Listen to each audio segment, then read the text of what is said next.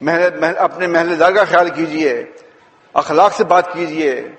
کہتے ہیں قولوا للناس حسنا، لوگوں سے اچھے بات کرو، اچھے طریقے سے بات کرو، بری بات مت کرو. بری بات سے بات نہیں کر سکتے تو مت کیجیے آپ. خاموشی اچھی ہے. کیا سمجھے آپ؟ کہتے ہیں لکھا ہوتا ہے کہ خاموشی سنجیدگی کی دلیل ہے. ایک آدمی خاموش ہے، سنجیدہ ہے، جتنا زیادہ بولیں گے غلط بات منہ سے نکلے گی آپ کے اور آپ کی وقت گر جائے گی. کم بولیں گے، سچ بولیں گے، صحیح بولیں گے تو آپ کی عزت رہے گی. صحابہ کرام میں دیکھیں کوئی فضول بات نہیں کرتے تھے وہ.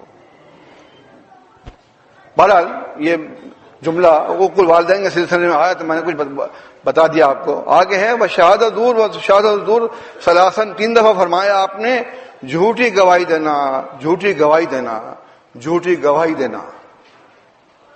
آپ دیکھتے ہیں آج کی عدالتیں لگی ہوئی ہیں،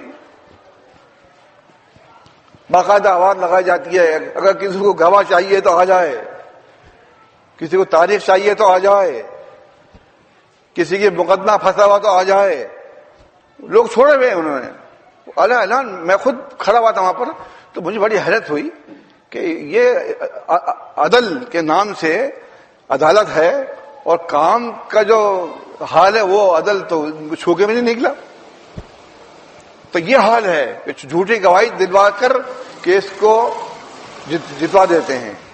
اور وہ بھی جو جج بیٹھا ہوا وہ بھی ملا ہوتا ہے، وکیل وہ بھی ملا ہوتا ہے، پیشکار وہ ملا ہوتا ہے، تمام کے حصے بڑھتے ہیں اور کیس جو ہے کہیں نہ کہیں پہنچ جاتا ہے. تو یہ ظلم ہے لوگوں پہ ہو رہا ہے اور لوگ اس میں خوش ہیں کیونکہ یہی ان کو ووٹ دے کر منتخب کر کے اوپر لاتے ہیں. اور جب آ جاتے ہیں تو یہ پوچھتے نہیں کسی کو. بہرحال یہ ایک الگ موضوع ہے. میں بات کر رہا تھا کہ جھوٹی گواہی مت دیجیے گا، سچی گواہی دیجیے. سچی گواہی جو ہے اس کی اللہ کے ہاں منزلت ہے. جھوٹی گواہی جو ہے اس کے لیے 3 دفعہ فرمایا آپ نے.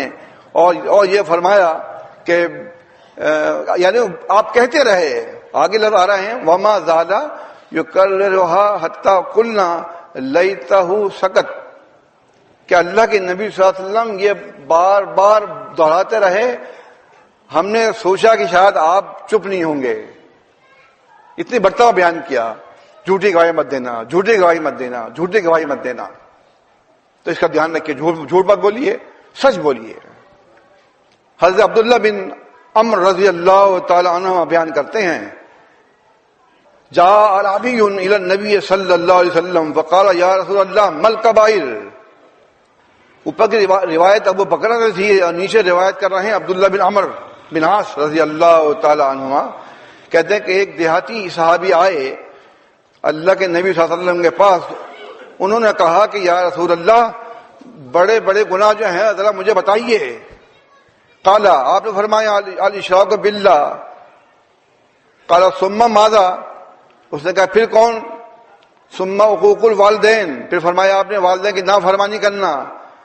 ثم ماذا؟ اس نے پھر کہا پھر قال الیمین الغموس، جھوٹی قسم کھانا.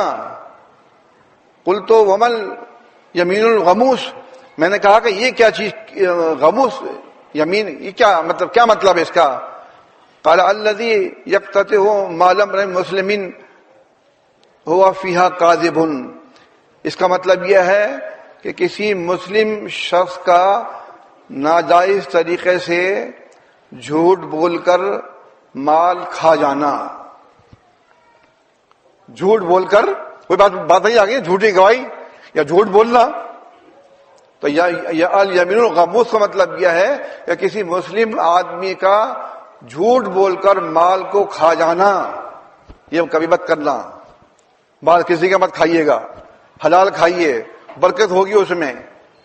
حرام کھائیں گے ٹھہرے گا نہیں، جھوٹ بولیں گے ٹھہرے گا نہیں. جھوٹ بول کے کام کریں گے، دکانداری کریں گے، برکت نہیں ہوگی، پیسہ آئے گا یوں ہی نکل جائے گا. آپ خود حیران ہوں گے کیا وجہ ہے. میں اتنی دکانداری کرتا ہوں پیسہ ٹھہرتا نہیں میرے ہاتھ میں. بھائی تم جھوٹی قسمیں کھاتے ہو. صحیح بخاری کے الفاظ ہیں جب جو آدمی جھوٹی قسم کھا کے سامان بیچتا ہے اس کی برکت ختم ہو جاتی ہے.